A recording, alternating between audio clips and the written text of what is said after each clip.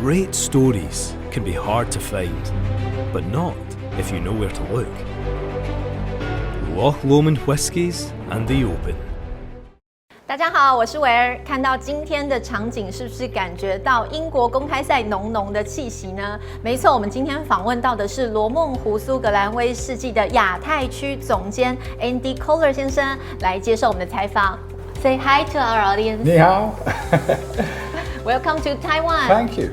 And as we know, what's the reason for the Loch Lomond to sponsor the UK Open, and what's your view of the value of this? Well, we see it as huge value. I think the reason why we partnered with the Open was golfers are very much like whiskey drinkers, and they go hand in hand. There's a huge amount of craft for any golfer. Whether you've got a handicap of 28 or whether you're a professional golfer, there's a real art and a skill to it. And it's just exactly the same as making whiskey anywhere in Scotland. And I think from a value perspective, well, of all the majors, the Open is the one that everybody wants to win. They see it as the one, you know, so I think for us to be associated, the prestige, the respect, but the global audience we get from that. I think it's filmed in over 160 countries. There's over 600 million viewers of the Open, so for us the brand awareness is a great asset. And how do you implement such a global sport event, making a strategy to local market and to make it relevant to local customer? Well, I think you're right there. I think we do it market by market. Obviously there are some markets that are a little bit bigger where golf is more popular. So we will work hard with our distributor partners there. I mean, first of all, every year we release 2 limited editions as a minimum. So these are this year's for Royal Port Rush, our Open Special Edition, and our 22-year-old Open Course Collection with the green and the cream for Northern Ireland. So we bring out limited editions to bring awareness. We do a lot of social media, digital work in the markets as well. We work closely with a lot of golf clubs as well. And it's about getting liquid on the lips through golf from that side. The golfers usually have high quality life and very value social branding. In your opinions, is there any USP from Loch Lomond Whisky that can be inspired for them? I think with golfers have different qualities of rounds. They have a good round, they have a bad round, or they have an average round. I think for whiskey, it's always consistently good. But the difference is we've got a flavour from Loch Lomond whiskies that suits every memento, every milestone. So we like to think that, yes, they're a little bit more affluent in the golfing world, but if you've got a good round, you'll come into the clubhouse and you'll drink Loch Lomond 18-year-old, or if you're out in the course, you'll be able to drink something a little bit accessible. And we feel that our Loch Lomond whiskies are very accessible in terms of flavour. And for golfers who also enjoy whiskey, and what kind of style or taste or characteristic for the whiskey you think golf will enjoy, and how the Loch Lomond Whisky will fulfill the market demand? And is there any your opinion for the Taiwan customer? What's Taiwan customers' favorite, you think? Gosh, that's a lot of questions. I think, well, if we take Taiwan, if we work backwards, I think Taiwan has a history where there's a huge understanding and knowledge of Scotch whisky, whether it's blended whisky or single malt whisky. So we're talking to a knowledgeable consumer. We're talking to a consumer who we believe enjoys a slightly sweeter single malt Scotch whisky in particular. Something smooth, something refined. And I think Loch Lomond's portfolio fits very well into that, hence why we're working hard here. I think for golfers, I think it depends what time of the day you are. You know, you can get something where perhaps earlier on in the day you could maybe go for some non-age Loch Lomond whiskies and then work your way through the day through some of our 12-year-olds. But as I say, Loch Lomond is more about flavour and what style of profile that golfer or that consumer would like. Why Loch Lomond picked the Sea and Land to exclusive distributor for the Loch Lomond brand? And what's your marketing strategy and brand value ambition in Taiwan? Well, we want to grow significantly in Taiwan. That's our ambition. And Sea and Land, they came across as a very strong partner. They know Scotch whisky, they've got experience of the category, of the industry. They've got a good network, and I think their corporate objectives married well with our brand objectives. So we started late last year, and I think we've got off to a good start this year.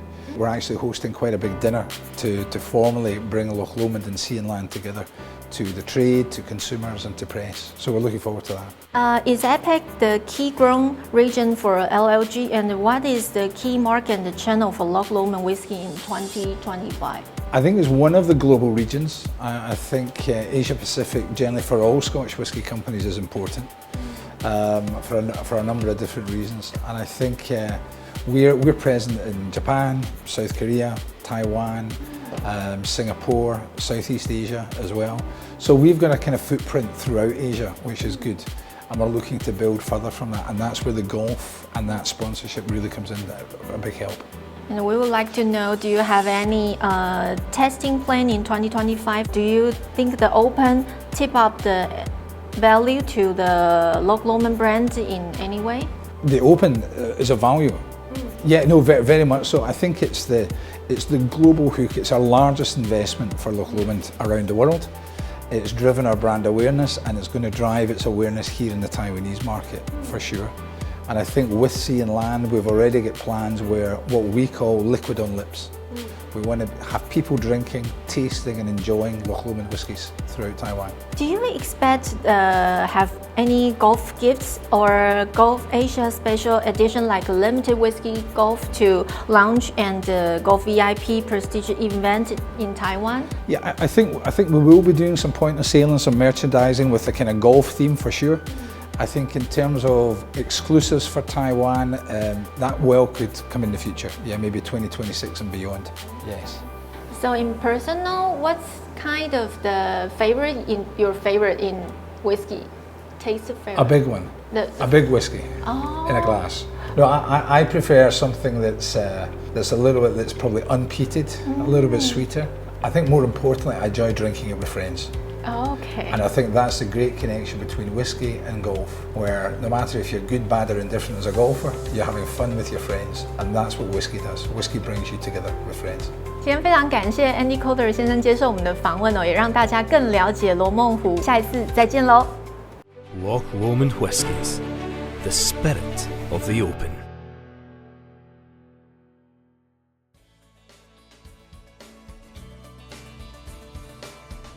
And these are our two limited editions for this year's Open for Royal Portrush. So this is our Open Special Edition, which we finish for 8 months in Chianti red wine casks. And this is a slightly older one, a more prestigious one is a 22-year-old, which we finish in Spanish oak casks. So the one we're drinking just now, so what you should get on there is you should get lots of fruit on the nose. And then when you take a sip, hold it in your mouth for 10 seconds.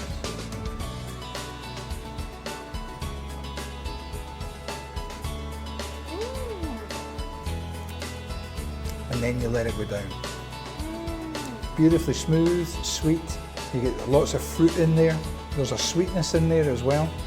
And this has just come out in Taiwan. So this is very new to the Taiwanese market. So we're very excited about how that's going to sell, and the 22-year-old. And the different cask, this flavor is more fruity or flowery? It just depends on the cask. So we start off, it's light in bourbon casks, so you get a natural sweetness from those, a kind of vanilla side. And then our master distiller will decide how long it should sit in the Chianti red wine cask to get the necessary profile and characteristics from it. Okay, so what's the Spanish oak cask? Spanish oak again, that will add a slightly different flavour. It will be slightly darker in colour. Darker also in colour from the cask, but also because of the age, it's much older. So it will absorb more of that wood into the colour. So a very elegant brand in there. Yeah. So which one you like more? I love the one we're drinking just now. I think it's delicious. Like young lady. Yeah, I don't know if young ladies like me though. I think it's very approachable. I think it's accessible. And which one you like in Loch Lomond? Yeah, well, we spoke a little bit about the Loch Lomond range. These would be some of our core ranges that we want to see in the liquor stores in the market here in Taiwan. So we've got our two 12-year-olds, which are very different flavours. We've got a kind of medium peated here with the perfectly balanced, and then we have our peated expression, which is smoky, spicy, in Inchmore. And then we have a very refined elegance with our 18-year-old in there.